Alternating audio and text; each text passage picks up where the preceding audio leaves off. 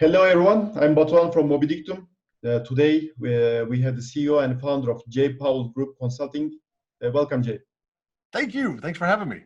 Well, Jay is a founder and the CEO of the Powell Group Consulting. He's a board member, co-founder, ambassador of many companies. He's in the gaming industry for a long time. He's helping game development companies with consulting and other services. And we are going to talk about how he helps the indie game developers around the world to succeed in their journey.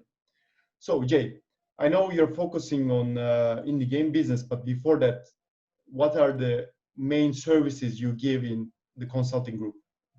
So, I mean, I love working on the indie game business, but the reality is the consulting firm is what, pays the bills to let us keep doing indie game business. So we do a lot around, I'm going to say general business development, but that encompasses everything from developers who have they need to find a publisher for their game, to developers who have, their main business model is contract work. And so they're looking for new RFPs coming in and work for hire opportunities. We help them find that. We work with publishers who want to find more developers. As strange as that sounds, it's a very real problem. So there's publishers that come to us and to help not only boost the quality of the studios that they're working with on the contract side, but to actually find and scout for new titles for them to publish as well. And then we work with a lot of service and tech companies who aren't necessarily, they don't have the experience in the industry that a lot of us do. And they are looking to promote a new piece of technology or a new SDK or something to, make games more enjoyable or profitable. We track over 4,000 developers around the world and close to 700 publishers. So we're well situated, so we know who to put in touch with who and that sort of stuff. But at the end of the day, it all revolves around, business development and building partnerships for companies that actually work. Awesome. Well, okay. This is a wide range of business services. Let's scale down to the indie game business. What is it? I know you have a large community on Discord. I just joined, more than 2,000 people. What can we find in this community? Can we find topics like you just described, like publishing and networking, business development? So what is it? It's my hobby that got completely out of control. So I know we were talking just before this about, your hobby, beware, this is where it can lead if you're not careful. So I started it around 3 years ago when, I've always had this level of frustration that the studios and the people who need to be at these big conferences to listen to the lectures and to learn, they can't afford it. It's because things like GDC and Gamescom, they're expensive. I mean, that's just the bottom line. And so that inevitably cuts off a large part of the community. And it's generally the part of the community that could benefit the most from being there. So I literally woke up in the middle of the night one night and called the only streamer that I knew and said, I want to do a Twitch channel where we give presentations like at conferences. And I want to teach developers about the business side of games because there's so few places to learn it. And that was 3 years ago. And now that Twitch channel has grown into a podcast, which we record live every Friday, and it live streams to YouTube, Facebook, Twitch, Twitter, and LinkedIn. And so once we had the thing out there, and I was like, okay, we have a way of teaching developers how to, about all the stuff about business and marketing. We can't force them to watch it, but at least there's a way for them to do it now. Then we started, looking into digital conferences. And I know after 2020, everybody's very familiar with digital conferences, but we started doing this in 2019. So we basically, I said, okay, if we figured out the way for us to get presentations and interviews and sessions out there without having to physically go to a conference, the next problem that these developers face is they can't meet with publishers because, you know, they're not at these conferences either. So we did some research into the, you know, what people would want. And we actually started doing digital conferences in early 2019. So by the time the pandemic rolled around and everybody was like, oh, we got to do digital conferences, we had already been doing them for a year. We had already made our mistakes. We had already learned what works and what doesn't work. And so as a result, we've continued to do that. And our 9th event is coming up the first week of March now. So, you know, with all of this going on, you know, Dan, my co-host on the podcast, said, okay, well, you have a Twitch channel, so you need a Discord server. I was like, there's like 8 people watching us on Twitch. I don't know. And he's like, just do it. You need to get it set up. And I was like, okay, fine. We have a Discord server. And I've watched that grow to over 2,000 people. And it's one of these things that I didn't plan for it. I didn't anticipate it happening, but it's probably one of the things I am most proud of. The first time someone asked a question on our Discord and another member of the community answered it, and I didn't feel like I was, you know, I needed to answer and respond to everything, I was like, oh my God, we have a community. And it's really blossomed. I mean, we use it for the events, obviously, but we have built it as a very safe and judgment-free place for developers, publishers. We have investors on there, service providers. It's a great place to network but also to learn and to share experiences, you know, because we, like I said, we get all sorts of questions from, you know, the very most basic, you know, when should I start marketing my game, up into, you know, some very high level, you know, discussions going on. And so all in all, what we've done is we've built an ecosystem around teaching developers about the business side of games, giving them the tools to learn, and then also giving them the ability to network and put what they've learned to use. Well, we will definitely add the link on Discord, the Discord channel to YouTube description. Great growth. I know how we grow the Moby Dick Tools Discord channel. I know how I can understand the process that you've been through. That's great to hear. So you've been speaking with a lot of indie game developers. I would like to ask, what is the path of an indie developer? Like, how far they can go with, based on your experience? For example, I know I don't play many indie game titles, to be honest. I'm stuck with Age of Empires, but I know Hotline Miami, Stardew Valley, Terraria. Like, these are really, really popular in indie games. What do you think? What is the journey behind it? Like, how do they become successful? That's always the catch. It's one thing to make the game. It's another one to have it be successful. The funny thing is the first question that we always ask on our podcast is like, how did you get to the industry? To try to see what people's route was, because it's rarely similar to whoever was before them. There's no real path to the industry. So we see developers that are coming straight out of university and they want to make a game. They want to do their own thing straight from the beginning. We see a lot of developers who come from, you know, AAA, and they've grown tired of being, you know, 1 in 500 people working on a project, and they want to get back to something that's, you know, much more close knit and lets them do a lot of different things. When you're developing a game at one of these AAA studios, you have a very, very specific role. I mean, you may be doing animations for swords, and that's pretty much it. I mean, but when you're working on an indie game, you're doing a lot. I mean, everybody has a lot of different roles to fill. And so we see, you know, that type of, you know, studio come around as well. And then every now and then we see the ones that are accidental game developers. You know, they may come from education or from another professional industry, and they saw a need to do something, and be it create a educational title or training something, and then they're like, oh my God, this is actually kind of fun, so let's turn it into let's turn it into a game. The path to success, the path to success is usually a little more complicated. The one thing that developers have to realize is you have to take marketing your game very seriously from day one, and building that community, because the days of if you build a good game, people will find it and play it are dead and gone. It just doesn't happen like that anymore.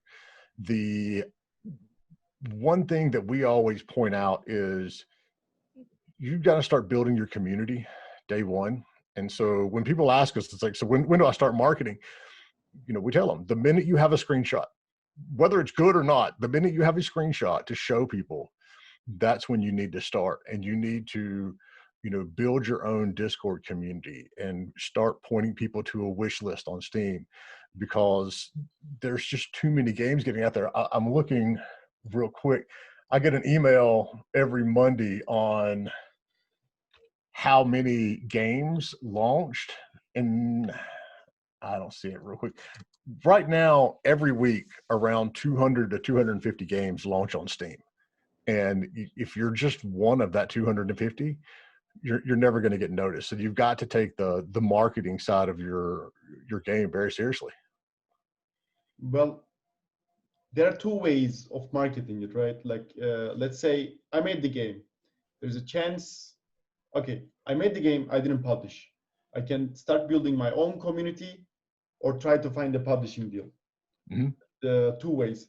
I will ask the publishing deal first, and we'll go to community side. How does a publishing deal look like for an indie game studio? And then what is the key factors that they should be checking? Because I know this is a problem. You find a publisher, and the publisher says, okay, the market needs that, so let's change all the game design. But the indie game developer is his baby, it's his passion. He doesn't want to change the game design, right? So what is the critical point of the key factors that indies should look after? Oh, we're in a very interesting time, because it's funny you said, what does the deal look like? And we had two publishers over, you know, in the end of December actually publicly released their publishing agreements. It was Raw Fury and Whitethorn, I believe. I'm not 100% sure on the second one. The cardinal rule is there is no rule. I mean, all publishing contracts look different, and everyone who signs one, you're all in a different set of circumstances. So you need different things. And that's one of the things that I teach to developers and actually to publishers. You have to be willing to work both ways. You know, there's always a bit of give and take. If you are absolutely 100% determined that nothing is going to change in your game, you probably should be doing self-publishing it. The thing to keep in mind is, at the end of the day, this is a business, and that publisher wants to publish your game because they feel, you know, it's going to make money. They're not doing it out of the kindness of their heart. You know, they're doing it because they want to profit just like everybody else. And yeah, we do see those situations where a publisher comes in and they want to make these dramatic changes to things. It's not as bad as it used to be like that. But at the same time, you know, a lot of these publishers aren't funding the entire development. You know, my advice to developers is always to at least listen to what the publisher has to say, because they probably, not always, they probably have a better sense of the market right now than you do as the developer, and they understand what's selling and what parts of the game are marketable and which ones aren't. And so it's always worth a conversation to get it from another viewpoint, because if you develop that game in your own little tunnel without ever looking outside, that's generally a recipe for disaster. But you know, we don't see as many publishers coming in and being like, okay, you have to change everything and making these huge demands. It's generally, especially on the indie side, a very honest conversation. It's like, well, we think if you change this, it's going to be helpful, or if you change that, or if you tweak this here and there. So all of the contracts look different. That rule one. it comes down to how much money you need, how the split of responsibilities between the developer and the publisher go. But typically, you know, it's a lot better than it used to be. You know, it's continuing to push forward. And the reality is, with 700 publishers out there, that somebody is interested in your game, if it's good. You know, if it's not good, then that's, you know, end of discussion right there. But you know, the thing that we see, the problem that we see the most, sorry, I haven't had enough coffee yet this morning, is developers simply don't know how many options they have. And so we'll talk to a developer and they'll say, you know, well, we already shopped it to everybody. We've shown this, pitched this to a lot of publishers and nobody's interested.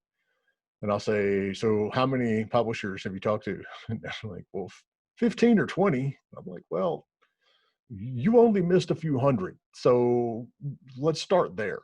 But, you know, understand your options. And if you go to our site, and I'll send you the link once we, you know, wrap up, we publish our publisher list. I've got to find a better word for that. We release our publisher list every year. And so you can go to our site and download it. And if you don't know who these 700 publishers are, you know, we'll tell you right there. Okay. Well, overall, we can say that like developers shouldn't be that emotional with their game design and listen what publisher will say eventually, right?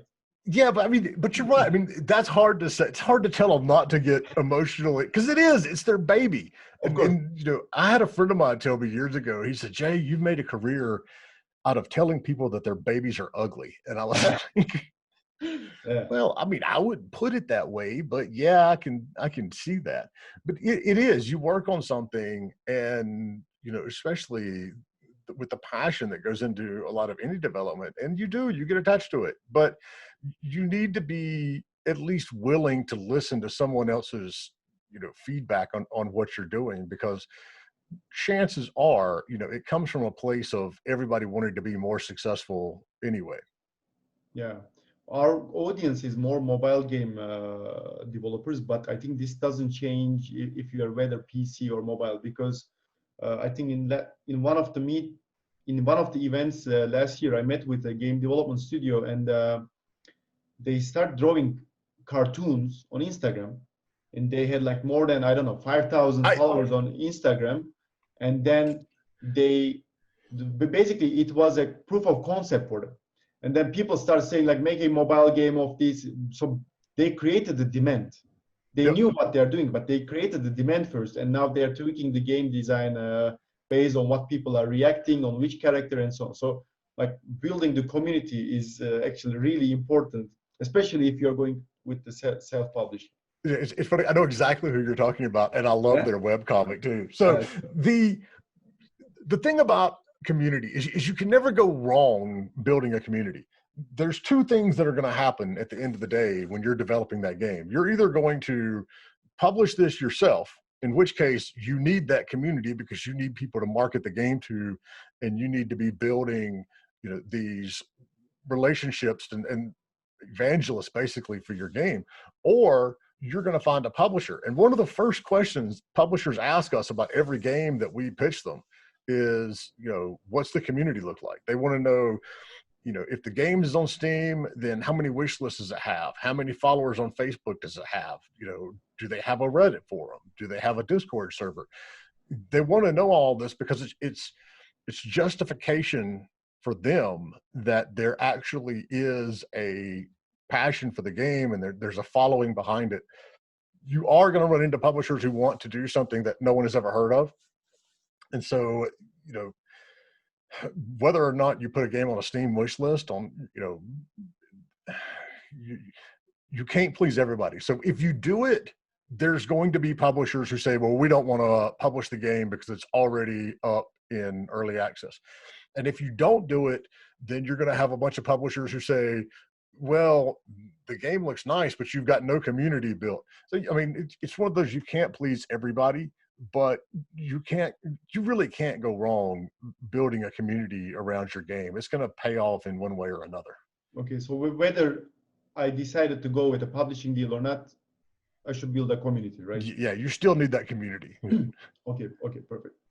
Uh, so let's say I have a game, I publish myself somehow, it's going well, and someone came up with someone came up to me with a licensing deal. Can you tell me about this a little bit? Because I know many indie game development studios, they know the publishing side of the deal, but licensing is a little bit different than simple publishing. It Uh, is, and it used to be something that was only reserved for like the very big publishers, which is ironic because the original version of THQ, it can be argued that they went under because they did too many licensing deals. What we see, and I've given talks on this before, is that IP licensing, and by IP we mean intellectual property. So whether you want to do a Star Wars game or a Dora the Explorer game or whatever it is, it's putting a brand and a property on top of things. It very much used to be just the case of you needed millions of dollars to get these things done, but that's not the case anymore. IP licensing is much more accessible than a lot of people realize. The benefit of it is if you have a very small audience and you don't have a big fan base, you don't have a big community, adding an IP to your game successfully is a great way to tap into an existing audience. So the ideal scenario is that IP is going to get more visibility due to your game, and your game is going to get more visibility due to your IP. So you're basically cross promoting to two different audiences. So as an example, so the first company I started about 15 years ago, we were a production studio. And now we know what that is. 15 years ago, there wasn't really a word for a production studio. So developers thought we were publishers. Publishers thought we were developers. We really weren't either. We were in the middle, doing the business deals and designing the games, but all the work was actually contracted out. And when we wanted to make that jump from, doing contract work and work for hire projects to doing original games, we knew that we needed something to stand out, because at the time it was, kind of like the twilight years of the original hidden object, before all the hidden object games went free to play. And there was a different game coming out every single day. We're like, there's no way we're going to get noticed. And so I went out and got a New York Times bestselling author. We created a game based on her book, and it did really well. And so that's typically the reason that you want to go and get an IP, is you want to give your game a little more visibility and tap into the marketing side and the fan base that's already there. It does come with a whole lot of extra, baggage that you have to deal with as a developer. But if you pick the right IP and the right partner, it's absolutely worth it 9 times out of 10.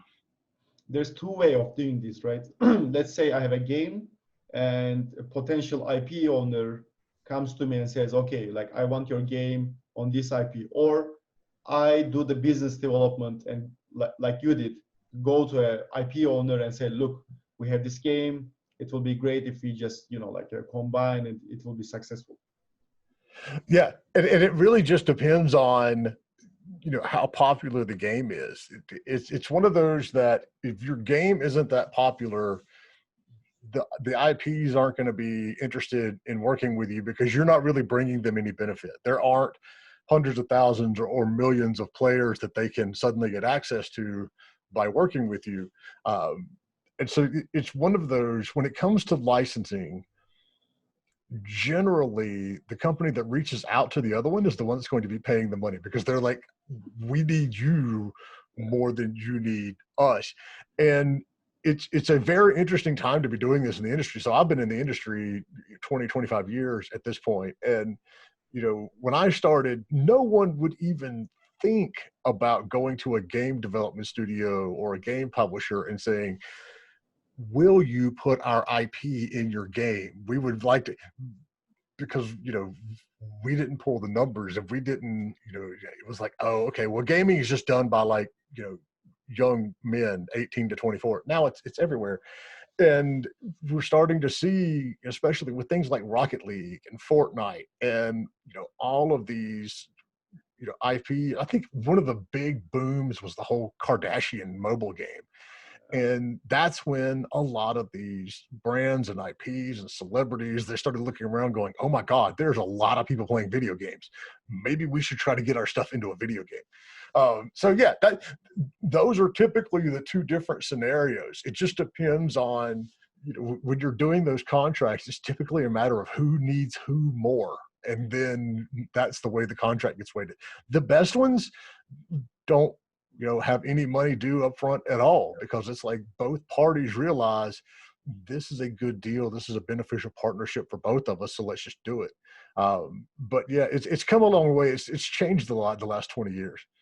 I think I remember that Kardashian game. I think it was in 2015 or 16 to like 2015 or 16. But so we wrote an article about it, and even the Moby Dick traffic was spiked. Yeah.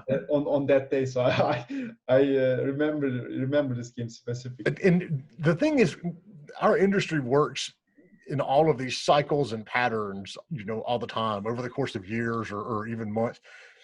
The minute that game got successful, everybody else wanted to do one too. So we had this like mad rush to get mobile games with celebrities, and the licensing fees and the licensing rates, absolutely went through the roof.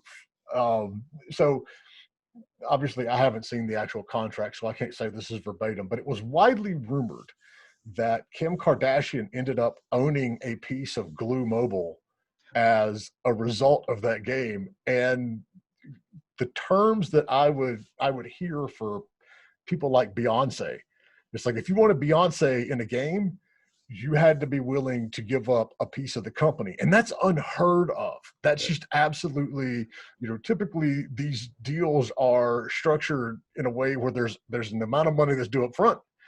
And then it's just like paying a rev share or a royalty. There's a certain percentage that goes to the IP, the celebrity, whatever it is. And, that's typically in like the 10 to 20% range. And to have somebody coming in and saying, we're not only going to take, we want a bunch of money up front, we're going to take a big chunk of the revenue, and we're going to own a piece of the company.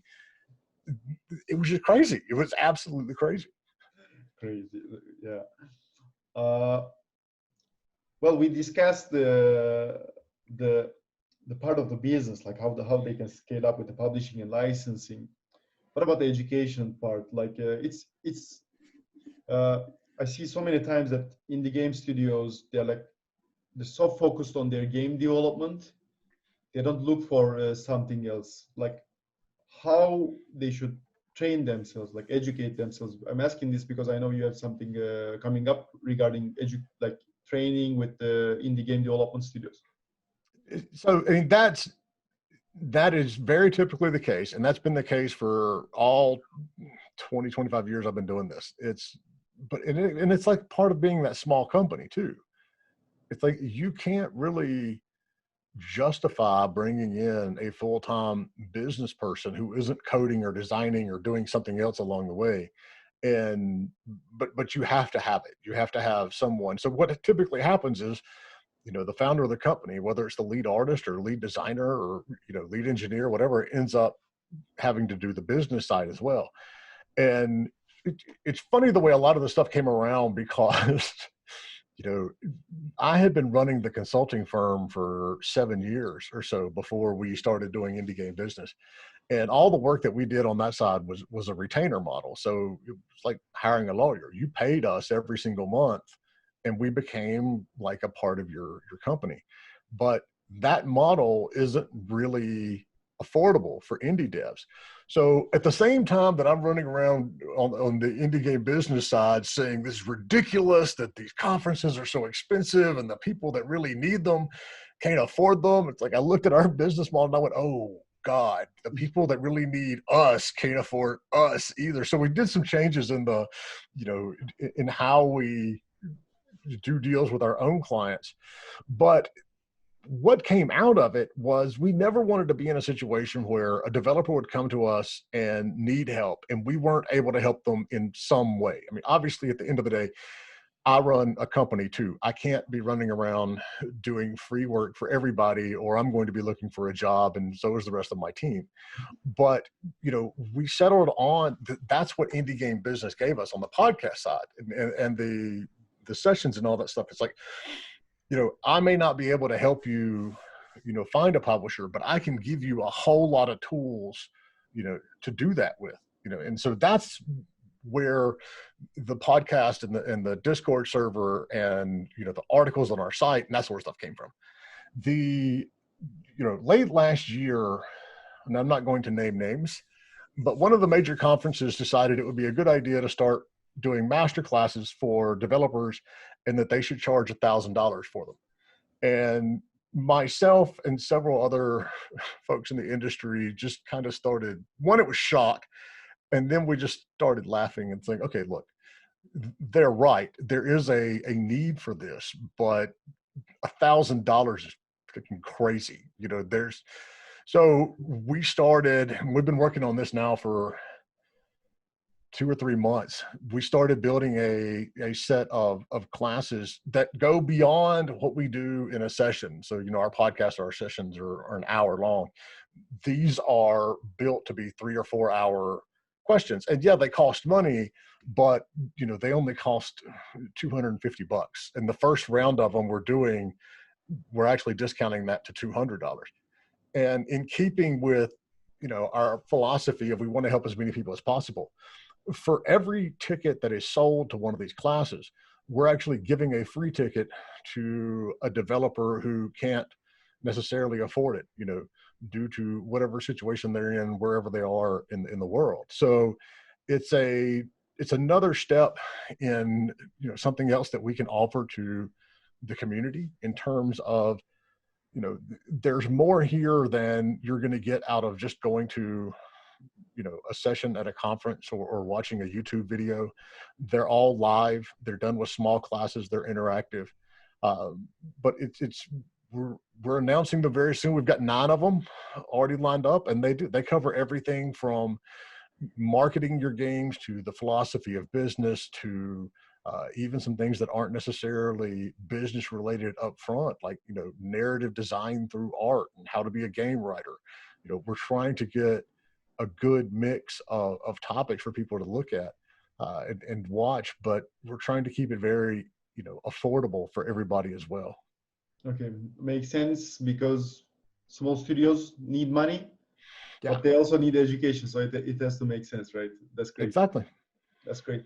My final question: one tip to indie developers, like this golden tip that everyone is looking for. What would it be? We've already touched on it. It's start building that community and start thinking about the marketing side of your game day one, because it's not going to get easier the closer you get to getting finished. You may not start with much. It's like our Discord server. We started with like 5 people and now we're over 2,000.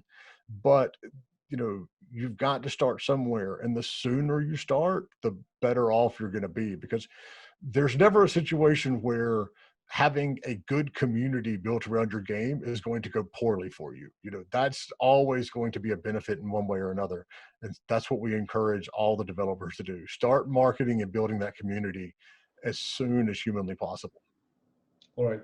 Well, thank you for listening us, dear audience. The community is really important, as Jay described. I'm going to add all the links that the Discord channel, the consultancy, the company, if you need the services of the company. Jay, thank you so much. Thank you. Appreciate you having me. Thank you.